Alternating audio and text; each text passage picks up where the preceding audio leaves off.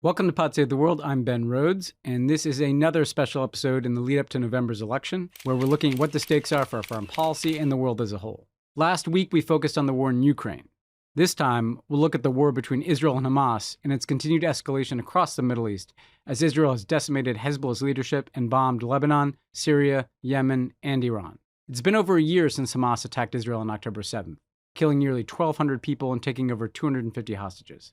In the aftermath, Israel has waged a relentless military campaign in Gaza, killing over 40,000 people, including 20,000 children, more than all the civilian casualties in the war in Ukraine. It's almost impossible to describe the horror of the conditions in Gaza. Just about every person has been displaced. Most homes have been destroyed.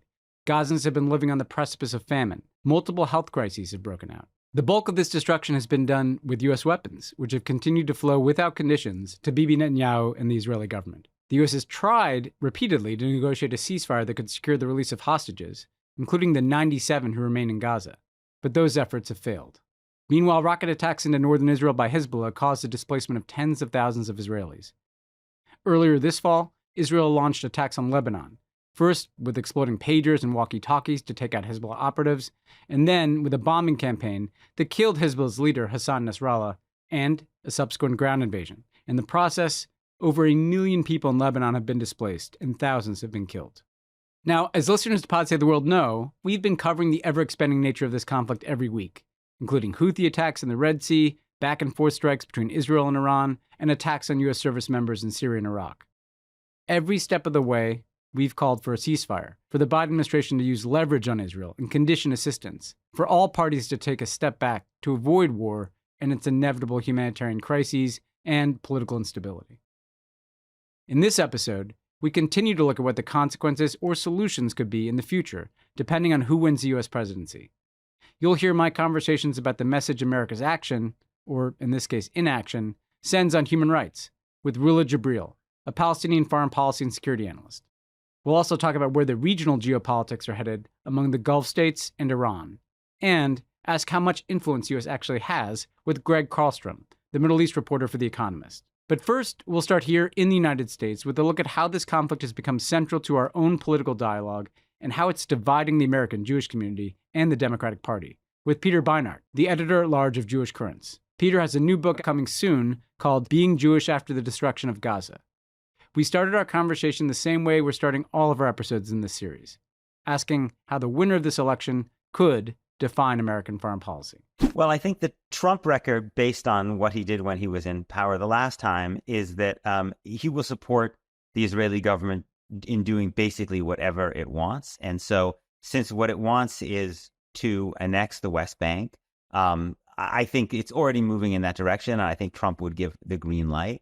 I also think that Trump would give the green light to efforts to depopulate Gaza through a kind of mass ethnic cleansing. So I think there are certainly strong elements of the Israeli government who want to pressure Egypt to open the border and basically just push large numbers of people out of Gaza. And I think the Trump administration, would be quite likely to go along with that. With Harris, it's a little bit harder to tell. And I think a lot of it really depends on how much pressure there is from the Democratic base. There is momentum inside the Democratic Party for some kind of conditioning of military aid. I think if it's possible that the pressure from inside the base and from some in Congress could push her in this direction, but my guess will be that there's a fair amount of range of different options that we could see in a Harris administration, depending on how the politics of this evolve inside the Democratic Party. Okay, so I want to spend most of the time talking about that Harris possibility, but first, just to kind of complete the thought on Trump, I mean, it does seem to me like 4 years of Donald Trump is kind of this window of opportunity for the Israeli right. We've seen already things ratcheting up in the West Bank with recent military operations. Obviously, we see what's happening in Lebanon.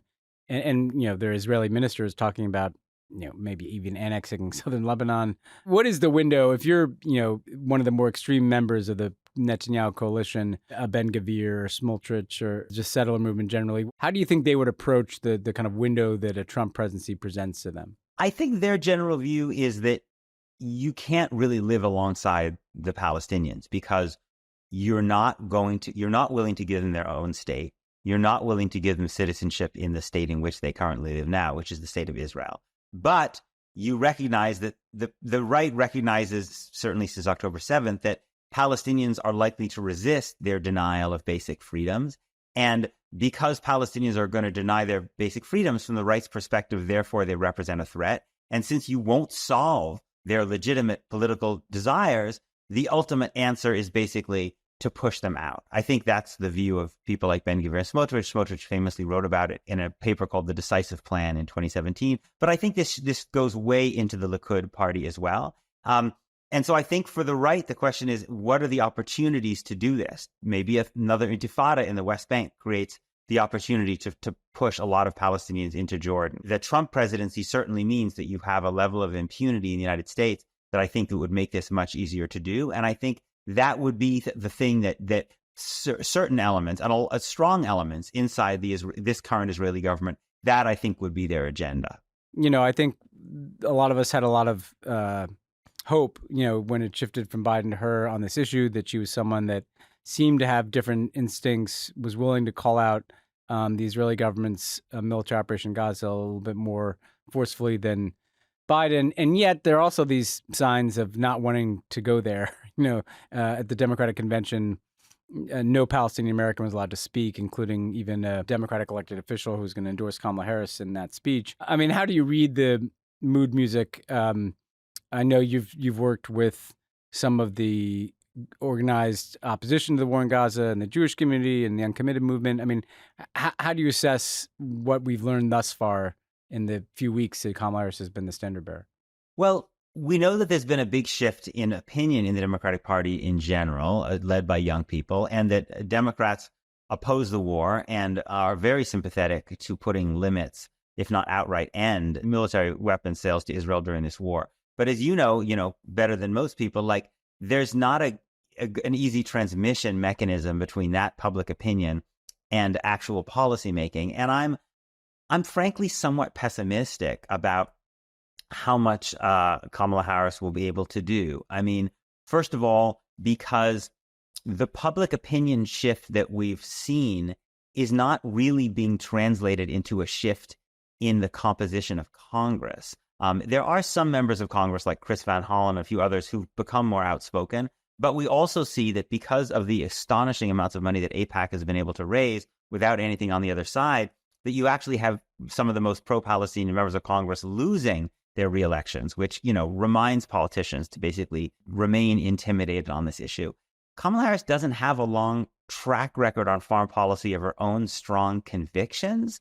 And I worry that, and combined with the fact that, to be perfectly honest, I think it's harder as a Black woman to take on these fights. I think that you are already, we saw this with Barack Obama. I think people are already more suspicious of you if you're not a white guy, if you try to move foreign policy in a progressive direction. And she doesn't have a group of close advisors who've been with her for years. So I worry that, and we don't have a strong bench. Again, as you know as well as anyone, we don't have a strong bench of people who can come into a Democratic administration who have a different foreign policy vision, especially on this issue. We have an entire generation of people who've basically been socialized into a kind of a very, very cautious, basically don't pick fights with Israel kind of view. And I imagine most of those people will be the people around her. So I hope I'm wrong, but in all honesty, I'm not super optimistic about how radically she will change U.S. policy. What about, to just stay on this question of what's happening inside the Democratic Party and some of the external forces that might, have some influence on Kamala Harris. There's clearly this rupture in the sense that you have a growing progressive movement that wants to dramatically change American policy. Then you have kind of majorities of Americans that, if asked a question, say we should condition some military assistance. And as you say, that's not kind of translating into results by politicians. Look, one of the sources of influence on this, let's just name it, has been the kind of organized American Jewish community that has been kind of a central part, pieces of it, even though AIPAC has moved, further and further to the right, and I would argue is kind of almost Republican aligned in its ideology and outlook. There's still big chunks of the organized American Jewish community that are kind of pretty key parts of the Democratic Party's coalition. As someone who's kind of observed that dynamic for years, do you see any of the debates that are happening in the country at large bringing any change within the structures of the organized American Jewish community, or is it continue to kind of be status quo ante where it was on October 7th? I mean, I think the problem is when you look at interest groups, and this is not just true for American Jews. I think it's true for Cuban Americans, which is a subject you know really well. I think it's true for gun owners, right? I don't think most gun owners actually support the position of the NRA. I think most gun owners, if you poll them, have a more moderate position, probably do support some kind of gun regulations. I think polls show that, there are a lot of Cuban Americans who don't support the really hardline position on Cuba but interest groups don't represent an entire community. They tend to represent the most politically organized and the wealthiest elements in that community. And so the divide you have among American Jews is that American Jews who are younger and less affiliated are much more critical of Israel. American Jews who are older and more affiliated and wealthier tend to still take the view that basically the United States should support Israel, whatever it does. And those people really, really punch above their weight. And you could see this when AIPAC decided to start directly raising money. The fact that they were just able to go to a bunch of people who could write $1 million checks. There's nothing on the other side, whether it's among progressive Jews or Arab or Muslim or Palestinian Americans or who can do anything like that. And so that's still where the balance of power remains inside the American Jewish community. One other last question that's closer to home. Which is the other aspect of this, since we're kind of wading into all the dangerous waters here, Peter, is it, this question of anti-Semitism in the United States. I think we saw a good illustration of the dynamic in recent days, and this will air a little bit later, but I think the examples will still hold. So you had, right now there's a pretty concerted effort to kind of shame Rashida Tlaib over some statements she made about the Michigan Attorney General for her going after pro-Palestinian protesters. And kind of the allegation is this was an anti-Semitic charge, even though she didn't say anything about the identity of the Attorney General being the motivating force. The Attorney General's Jewish. But we're having one of these debates where there's a very loud chorus of people that throw the charge of anti-Semitism at anyone who's a critic of Israel. Right. On the other hand, you had Donald Trump just the other day saying, quote, any Jewish person that votes for Democrats hates their religion is something, well, that's something he said in the past. But he's updated it now by saying that if he somehow loses in November, Jewish voters will, quote, have a lot to do with it because presumably they should have acted on their dual loyalty for Israel to vote for him. The deepest, darkest, right-wing anti-Semitic trope about essentially Jews having dual loyalties or Jews being, a stab in the back narrative if things go wrong. The way I'm going to frame the question is like, how worried are you, that all of the focus of the conversation about anti-Semitism shifting to kind of college kids and Rashida Tlaib is kind of taking our eye off the fact that the kind of right-wing ethno-nationalist version of anti-Semitism that has been the most destructive one in history kind of is just right there. And, and yet there's much less, the ADL is not issuing statements about what Trump said. Like, that we're kind of taking our eye off the target here when it comes to anti-Semitism. Right. I mean, the problem is that so many of the people who are setting the agenda in the debate about what defines anti-Semitism are really basically thinking about how they defend Israel from criticism rather than thinking about what actually constitutes bigotry. There is genuine anti-Semitism on the left. Of course there is. But if you look at the data that we have, right, by academics, by social scientists, right, not by the ADL, whose definition of anti-Semitism often shifts to basically incorporate whatever criticisms of Zionism they don't like, but actually academics, what they find is that anti-Semitism, bigotry against Jews, is far higher on the right than it is on the left. And this should not really be surprising. We would expect that anti-Black racism would be higher on the right than on the left, that homophobia and transphobia, that misogyny. Of course, it's not that there are not people on the left who have all of those bigotries, but the right by its nature tends to idealize a prior version of America, which was less equal. That's kind of almost baked into how American conservatism functions. The kind of pre-civil rights America is the better America. It's kind of bizarre that we would think that anti-Semitism would be different than all of these other ideologies. The NAACP doesn't say, we think there's as much anti-Black racism on the left as on the right. Yeah. They understand that the right by its nature has a more hierarchical and unequal view of society. It's the same with anti-Semitism. It's deeply integrated. The people who are most anti-Semitic are also most anti-immigrant, most anti-Muslim, most anti-Black. And yet we have a kind of an organizational establishment, a group of politicians who always want to obfuscate that because they need to obfuscate that in order to try to protect Israel from the consequences of its behavior. So as you heard from Peter, there are many dimensions to this issue in the United States: identity issues, political issues, ethical issues. And what is clear is there's some change happening in terms of views of Israel and the Palestinians, in the Jewish community, in the Democratic Party, among the U.S. public. This is clear. You see it not just in protests on college campuses, but we've also seen it in opinion polls. Majorities of Americans want to condition assistance to Israel, kind of want to rethink the nature of this relationship, which feels pretty dysfunctional right now as the Israeli government basically ignores everything that Joe Biden has told them. To be clear, though, that's not enough to change policy. Just those changing attitudes have not really impacted U.S. policy at all. And so the question is, what comes next? If Trump wins, I think we all know what we're getting: a kind of blank check on steroids for Netanyahu. Now, what about Kamala Harris? What if she wins? Well, to take a step back here, it's not just a question of how are we dealing with Israel, how are we dealing with the Palestinians. It's really important to remember that beyond even the immediate, overwhelming concern about Gaza, U.S. policy has once again deeply compromised our international and global position on issues like human rights and the rule of law. This is pretty simple.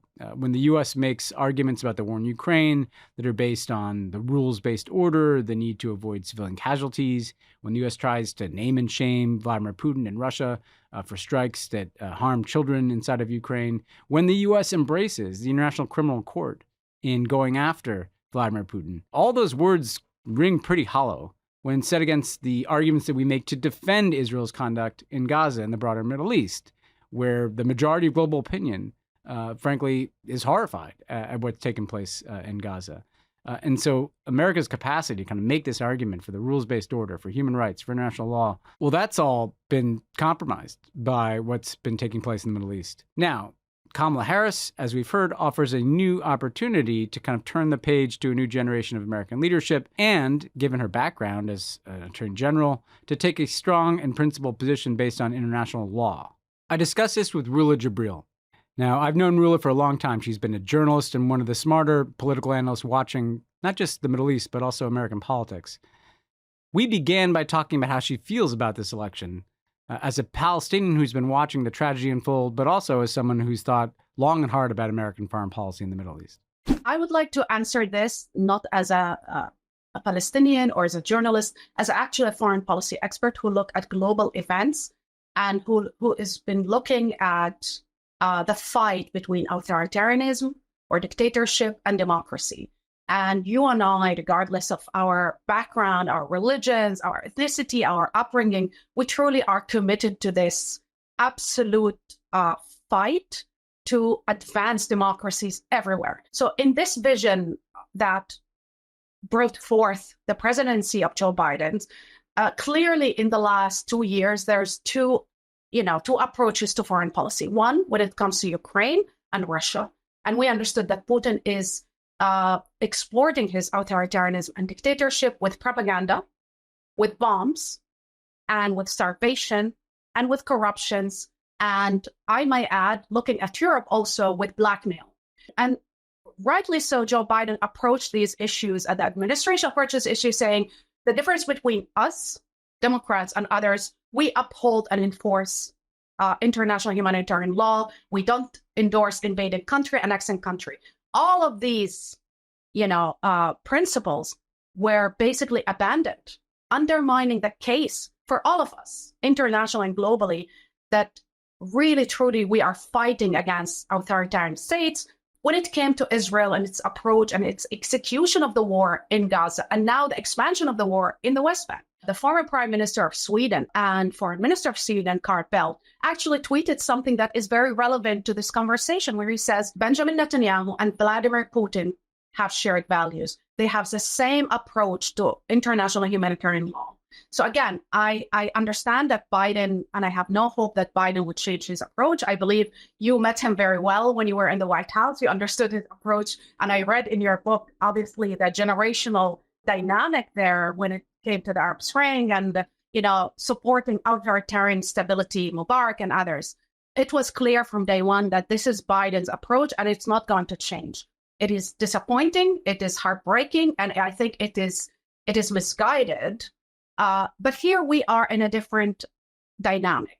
We have a younger woman of color running on the fact that she is a former prosecutor, that she wants to uphold America's law and enforce America's law here in the United States. The real questions that many people around the world are asking today, not only in Palestine and Israel, in Europe, Southeast Asia, but also I think the Chinese and the Russians, will this next president of the United States, will she also uphold international humanitarian law or even enforce America's law, the Leahy law, for example, that forbid funding of military units that are engaged, are committing war crimes? The question is still open, and I hope, and I'm going to push, like you, for the next administration to actually to understand that if they want to win this fight, generational fight, global fight against authoritarianism, they need to start at home by enforcing our own law.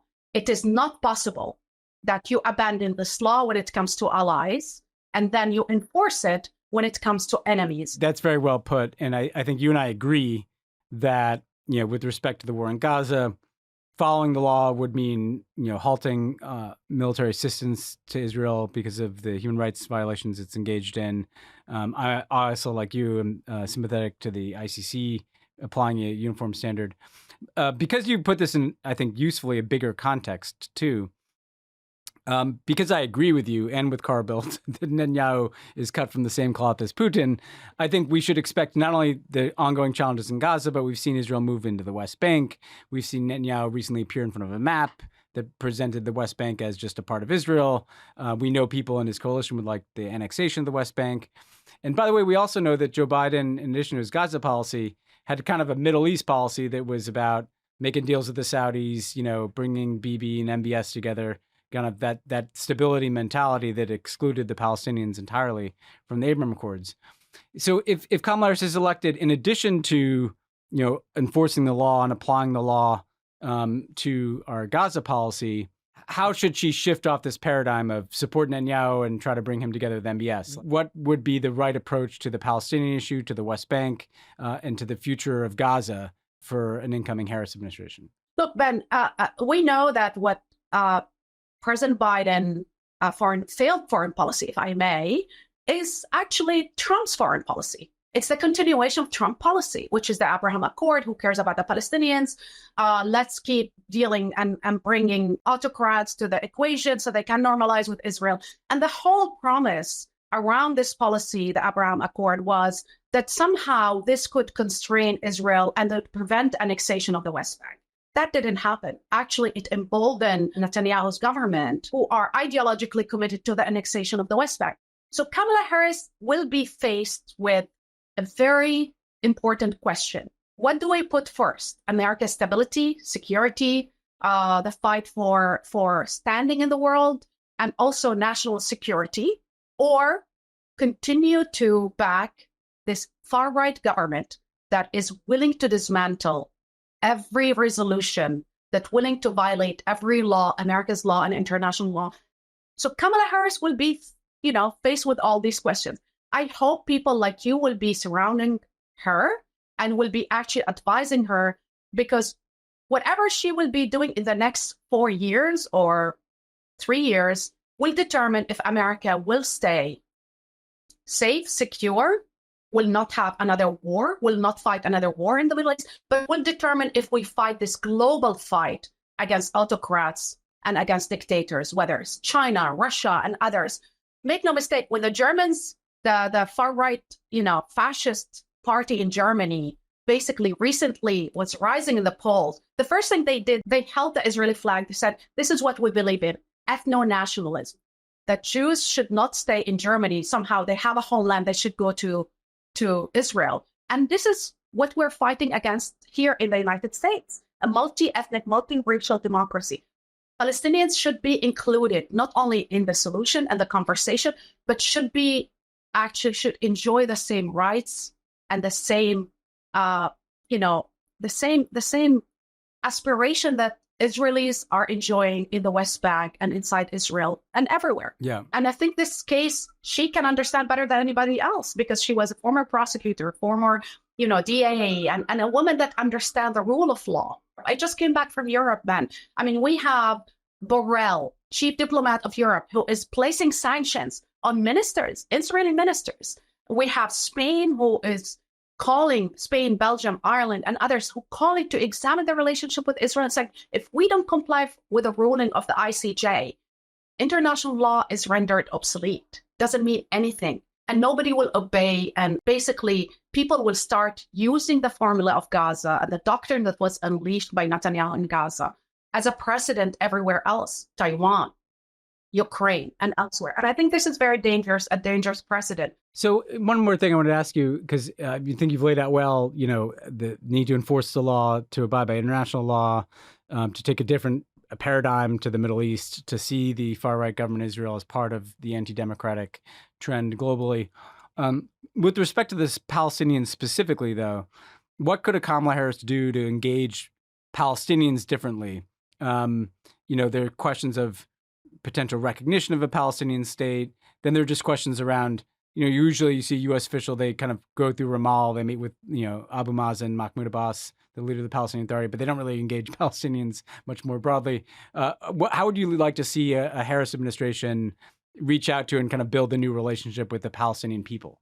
Well, first of all, why don't you, reverse what Trump did and open the embassy or consulate in Washington, D.C. Start with small steps. Have represented the Palestinians back in the United States instead of dialoguing with the Palestinians by a third party or somewhere else, or going to Ramallah. I mean, there's 159 countries that recognize the Palestinian state. I mean, the fact that the United States is still unwilling and unable, yet Kamala Harris said they deserve self-determination, they deserve freedom. Well, just put your words where you put your money and make your policies, somehow connected to your rhetoric. Secondly, do what you did, Ben. You traveled around the Middle East. You engaged with activists, journalists, human rights, politicians, and also people who are leading the fight for democracy everywhere. Yeah. You have actually to say something about enforcing international law, about the illegality of the settlements. I mean, you have an order for the International, Court of Justice, the highest court in the land, in the world, telling you, we order you to dismantle the settlements. So start by, calling the settlements an illegal enterprise, sanctioning, just do what you did in Russia. You have the Magnitsky Act, trigger the Magnitsky Act against the illegal settlements and settlers who are called terrorists, not by the United States, by the head of Shabak, the Shin Bet, who called them terrorists. He said, and he actually said in an interview, in a letter to the prime minister, said, I cannot do anything about these terrorists because they have political support. So I would say sanction the settlements, sanction these ministers. I would open the embassy immediately, but also arms embargo ban. Without an arms embargo, those weapons, you cannot say, I care for Palestinians, and I want self-determination, and then you continue to provide the weapons that are killing scores of Palestinians, thousands and thousands. I mean, the last number of children who are killed are 18,000 children. We don't know the numbers of Palestinian children under the rubble. You cannot say that this is a legitimate tool of war. You cannot say starvation is a legitimate tool of war. And I think it also helps Israel. Why do I say that? We're seeing many human rights organizations in Israel who are begging the international community to intervene because they're seeing a radicalization in their own society. We've seen people who are protesting against the prime minister and for a hostage deal getting brutalized and beaten up. And now we have a conversation in the parliament of Israel that of people who are politicians and ministers who are calling to legalize basically the use of torture as a weapon of war against Palestinians. I mean, we're seeing a radicalization in Israel that need to be stopped. And the only way it can stop by pressuring Israel externally. There's no way they would change without international pressure. I want to repeat a sentence that I love very much, which is, power never concede anything without demand, never did and never will. This was Frederick Douglass, when he was talking about slavery, that you need to pressure any entity, any regime to change. Otherwise, it will not change. So you heard some strong views from Rula. Now, I just want to add that reflects pretty broad opinion, not just among Palestinians, but among many people around the world who've been watching this conflict. Now, Rula had some, pretty strong language and obviously some pretty clear recommendations about the need for the U.S. to change policy. I don't expect everyone who's listening right now to agree with everything Rula said, but I would ask you to consider how many Palestinian voices you actually hear in our media and politics. Because again, Rula's voice is very much in the mainstream of what you'd hear from Palestinian voices. And I think it's important that we hear more of that perspective as we make these decisions. It's also important, again, to consider the impact all this is having on the U.S. position in the world with Palestinians, with Arabs, also just globally. Now, we heard from Rula a real focus on what's been happening in Gaza, what's been happening with the Palestinians. But just as Kamala Harris has an opportunity to kind of change course as she addresses that conflict, there's also the question of how she's going to approach the entire Middle East, whether or not she's going to change U.S. policies and certain U.S. assumptions about the Middle East in her presidency. What impact could Kamala Harris have on the very complicated set of relationships and interests and kind of competing interests that the United States has in the Middle East? Now, before we answer that question, I want to play a clip from a conversation I had with Senator Chris Murphy, just because he gives a bit of a hopeful window into Kamala Harris's record, one aspect of that record where she has been willing to kind of question assumptions around U.S. Middle East policy and, take a different approach. Let's give it a listen. She was one of the only senators who joined me in my first resolution on the Senate floor to stop U.S. arms sales to Saudi Arabia until they got serious about ending the war in Yemen. That was a contrary opinion at the time. There was certainly risk in voting to end U.S. military support for a key ally, but she was willing to take that vote because she took the time to really reconsider whether the foreign policy community, the establishment, the consensus was right that we needed to back Saudi Arabia's play in Yemen, which, if you really looked at it on the merits, was absolutely disastrous for U.S. security interests. So I've seen her be willing to challenge the consensus, to take a step away from it when she thinks there needs to be a reorientation. And I think that will be a welcome ethos in the Oval Office.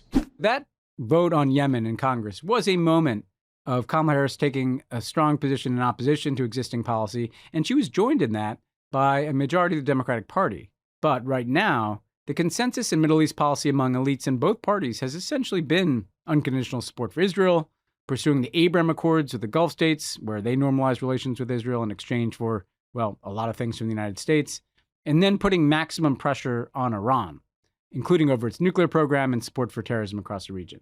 However, we've clearly seen the limits of that approach and in U.S. influence in the Middle East over the last year. So what do we do about it? To get a smart perspective on where the region is going and what influence the U.S. has or doesn't have, I spoke with Gregg Carlstrom, who lives in the region and covers the Middle East for The Economist. Where does Gregg see things going after the U.S. election?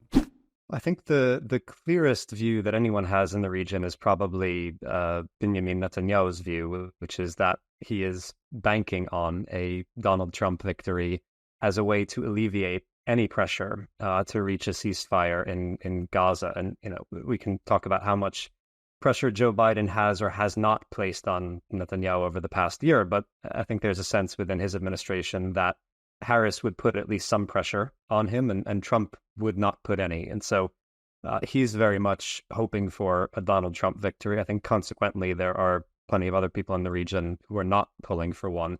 And then I think you have countries like the Saudis or the Emiratis where, I think there's a view in Washington that the Gulf states are pulling for Trump. They can't wait for January for Trump to come back to power. And I'm not sure that's entirely true. I think there's a certain amount of buyer's remorse that people have in the Gulf about their dalliances with Trump the first time around, and they're not quite as enthusiastic about the idea of him coming back as people might think that they are. If it's Kamala Harris, what are the options before her when it comes to trying to de-escalate essentially the dynamic in which the Israeli government is, both been fighting the war in Gaza and encroaching in the West Bank? She talked in her convention speech about a commitment to Palestinian self-determination. What options does she have to actually change that dynamic in the sense that, yes, Trump would be less critical of anything Israel likely does, yet Joe Biden didn't exactly exert a lot of leverage on these issues. How do you see the choices before her?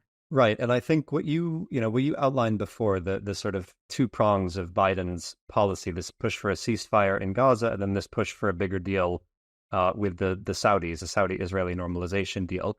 I think doing both of those things the way Biden did is going to be very difficult for Harris. She can't pursue them the way that Biden did. On Gaza, if she wants to make a deal in Gaza, if she wants to push Netanyahu to make a deal in Gaza, there are going to have to be some very serious American threats attached to that. Biden and his envoys have spent many, many months now doing shuttle diplomacy, trying to bear hug the Israelis, as the White House put it shortly after October 7th, and trying to nudge them towards not just the ceasefire in Gaza, but various other policy priorities that the White House had, taking more measures to protect civilians in Gaza, allowing more aid into Gaza, having at least a conversation about what the day after in Gaza is going to look like, and who is going to take charge politically after the war. And Israel has not been willing to really do any of those things over the past year. So if Harris wants progress on any of those files, there need to be some serious threats attached around perhaps military aid, sale of weapons, diplomatic support to Israel. And then on the other piece of this, on the Israeli-Saudi normalization, Mohammed bin Salman, in a speech on September 18th, just last night as we're speaking now, said very clearly for the first time that there is not going to be an Israeli-Saudi normalization deal unless there is a Palestinian state. And he didn't say progress towards a Palestinian state. He didn't say a pathway towards a Palestinian state. He said very clearly that the establishment of a Palestinian state. So that's a policy shift on the part of the Saudis, and it's a policy shift that obviously comes after a year of pressure on them from around the Arab world, from people who are watching what is unfolding in Gaza.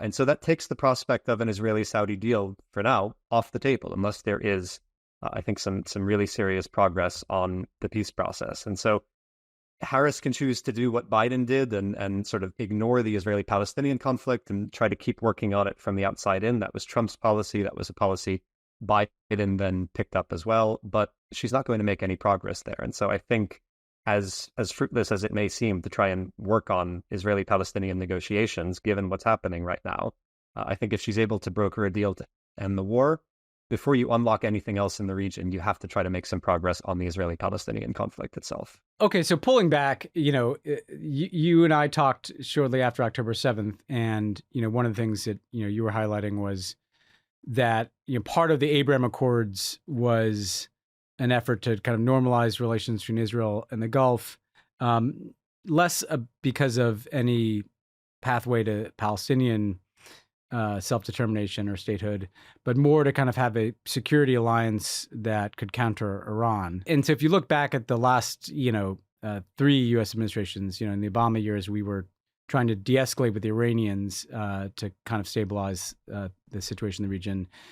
Trump and Biden kind of took this pathway of the Abraham Accords to fortify this kind of security alliance against Iran and its proxies, including Hezbollah and the Houthis. Is that still a viable path? I mean, what is the nature of the kind of regional dynamic? I think, when you talk about the Abraham Accords and when you talk about some of the other regional integration ideas that this administration has had, there are some things in there that on paper make sense. This idea of integrated air defense in the Middle East, this Middle East air defense system that various Biden officials have been pushing over the past 4 years. It's a good idea. If you had all the countries in the region, Arab states and Israel, tie their air defenses together so that they could protect against Iranian missiles and drones, like we saw when Iran fired this barrage at Israel, and this ad hoc coalition of Western and Arab states stepped in to provide defense. The problem is getting that to be sort of self-sustaining. There's a lot of fear in Jordan, in countries in the Gulf, that if they are in some sort of overt military alliance with the Israelis, they are going to invite direct Iranian attacks on their own soil. And so over the past year, the UAE hasn't backed out of the Abraham Accords. Bahrain hasn't backed out. The Saudis have continued to express some willingness to normalize with Israel. But at the same time, they have all been trying to shore up their relationships with Iran. They have really tried to do everything in their power to make sure that no one brings them into this conflict, that they are able to almost sit on the sidelines. So I think for the Gulf states, the overarching principle at the moment is one of fear. They don't trust in the American security umbrella that has protected them for decades. They don't think it's that reliable anymore. And that is something that has to do with both Trump's non-response after the attacks on Saudi oil fields 5 years ago, and then also Biden's sort of non-response after the drone attack in Abu Dhabi 2.5 years ago, which shook officials in the UAE. They're concerned about the reliability of the American security umbrella. They don't trust in their own military capabilities, even though they have lots of very expensive American-made military kit. They are just very concerned about being dragged into a conflict with Iran or Iran's proxies in the region. So, if the Gulf states are hedging like that, and there's kind of this roadblock in terms of the Saudis not joining normalization absent a Palestinian state, one other pathway is Iran. After the Iranian election, there was some sense that this was a president who would be more in a kind of Rouhani fashion, more willing to pursue diplomacy, maybe around the nuclear program, kind of return to the Obama paradigm of negotiation between the U.S. and Iran to at least de-escalate the nuclear side of things, but that could, spread to other areas. If there's a Harris presidency, and, Phil Gordon, her top advisor, he was there outside of the Iran negotiations. He supported that. I mean, is there any opening there? I think a lot of that is going to depend on political dynamics in the region and political dynamics inside of Iran. And some of these things, I think, will be outside of the next president's control. With Rouhani, there was a moment where you had an Iranian president who was elected with a big mandate and with a mandate to do exactly what he did, to negotiate with the West and try to broker a deal that would bring sanctions relief and help the Iranian economy. And so he was able to deliver on that, of course, with the support of the supreme leader, who was, if not enthusiastic about it, at least open to it. Trump came in, obviously, he shreds that. Biden comes in. You can fault Biden, I think, in the first few months of his presidency for not moving quicker to try and revive the JCPOA. But I think by the summer of 2021, when Ibrahim Raisi was elected president, the window closed at that point. And after that, it was Iranian intransigence that prevented a return to the deal. It wasn't really anything the Biden administration did or did not do. And I think now you have this moment where, yes, Pezeshkian, I think personally would be more amenable to negotiating with America in the vein of a Rouhani. But does the supreme leader want him to? If you look at what he's been able to do, Pezeshkian, with his cabinet so far, it hasn't been the sort of transformative cabinet that many Iranians hoped it would be. It's not stocked with young people and moderate-leaning reformist voices. It's stocked with a lot of older conservatives, because that is all of the political room that Pezeshkian was given. You've got a perhaps somewhat reform-minded or pragmatic-minded president, but many of the people around him are quite hidebound conservatives. So whether he's given room to negotiate something is a question. And then, of course, the sort of question overshadowing that is what happens to the supreme leader. He's an old man. Statistically speaking, he's probably going to die in the next 4 years or so. And so the next president, if they're considering how they're going to approach Iran, I think a lot of that is going to depend on what happens after Khamenei's death, who replaces him, whether there's a smooth transition of power or whether it's only the second time Iran has ever had to replace its supreme leader, whether it is a more difficult, more fraught transition. So kind of summing this up, listening to you talk, it kind of feels like, absent pretty dramatic change from either Trump or Harris, it kind of feels like the U.S. is being, it's like a piece of driftwood in the currents of the Middle East here. I mean, is that a fair way of looking at it? Because it does seem like the U.S. is very important there, but doesn't seem to be driving events. No, it's not driving events. And some of that, I think, is just because America's influence in the region, I think it's been overstated for a long time. I think there's this belief that some policymakers in Washington have, and also that a lot of people here in the region have, that, America snaps its fingers and it can change regimes in the Middle East and it can overthrow governments. And actually, America's influence in many ways is much more limited than that and has been for some time. But I think also, in so many places, American policy has just been stuck in this sort of path dependency where relations with the Gulf states, I mean, there's so much frustration when you talk to officials in the Gulf that neither Democratic nor Republican administrations seem to have any vision of what American Gulf relations can look like beyond an oil for security bargain that I think is often misinterpreted on both sides. America wants something on oil that it doesn't get from the Gulf states. The Gulf states want something on security that they don't get from America. I think if Trump comes to power, it's going to be very much like his first term, where it's very transactional with the Gulf states. He's pushing for normalization deals, and various people around him find a way to make billions of dollars in the process. If a Harris administration comes in, then there's a moment where you can think about and talk about something new. I mean, what does the U.S.-Saudi relationship look like in the 21st century? If it's not just this old oil for security paradigm, what does the U.S.-Emirati relationship look like? And it has to be something more than what it was. And last question, we've talked about the areas that people are focused on right now, obviously Gaza, the West Bank, the Palestinians, Lebanon, Hezbollah, the conflict, dynamic with Iran. What are the other, wild cards, spoilers, things that, a next president may have to face that you think are not getting that much attention? I mean, the Houthis are still entrenched in Yemen. The Iranian nuclear program is perilously, advanced.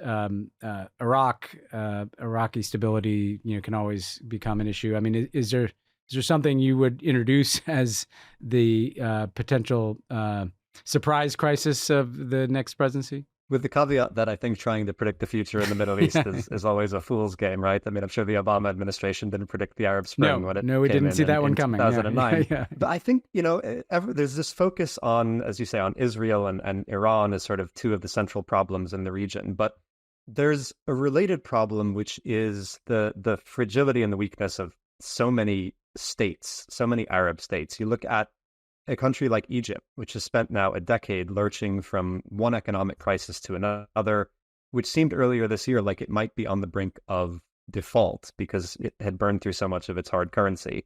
It got a bailout from the UAE. It got a $35 billion bailout from the UAE, which then unlocked some more money. So it staved off disaster for a year or two. But all of the underlying problems in Egypt, the economic dysfunction, the military control of the economy in Egypt, corruption, all of these things are still big issues. And in a couple of years, they're going to burn through their bailout money and they're going to be facing another crisis.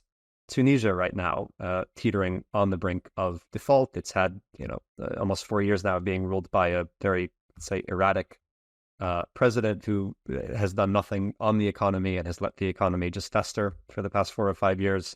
Jordan is a perennial basket case.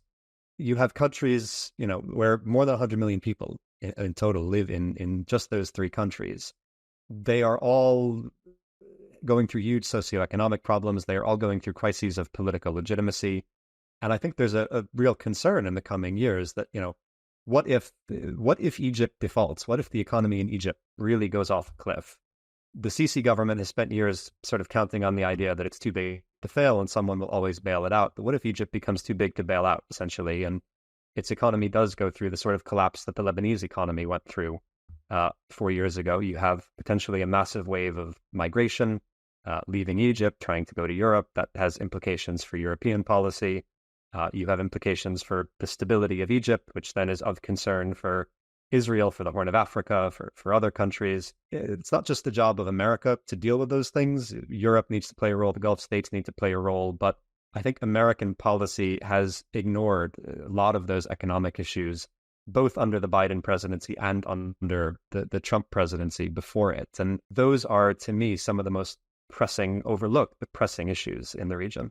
I thought one of the most interesting and underappreciated points that Gregg made there was towards the end, which is the fact that there are many problems in the Middle East. And we're all focused right now, understandably, on Gaza and the West Bank, on Lebanon, on the potential for conflict with Iran, on what's happening in Yemen. But as you heard Gregg say, there's also challenges inside other countries like Egypt and Jordan that have kind of very brittle political systems right now. You have the potential for instability in Jordan because a large part of the population is either Palestinian or certainly sympathetic to the Palestinian cause and, is dissatisfied with what King Abdullah has done there. But also in Egypt, where you have a brutal dictator who's kind of keeping the lid on things.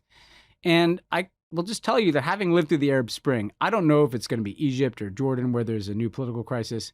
But the one thing I do know is that every president of the United States gets tested in a way that they don't expect by some crisis in the Middle East. So whoever's elected, They're going to be facing an ongoing war in Gaza and Lebanon, potential conflict with Iran, an Iranian nuclear program that is getting very close to Iran having the capacity to build a nuclear weapon.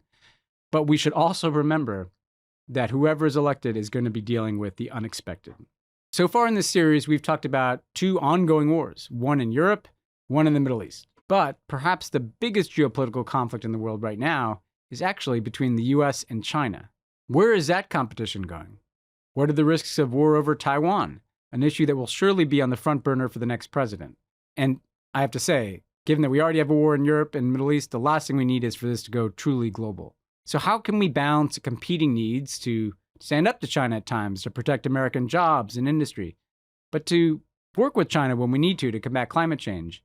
And how do we avoid conflict, particularly over Taiwan, in our relationship with China? We'll look at all of those questions next week.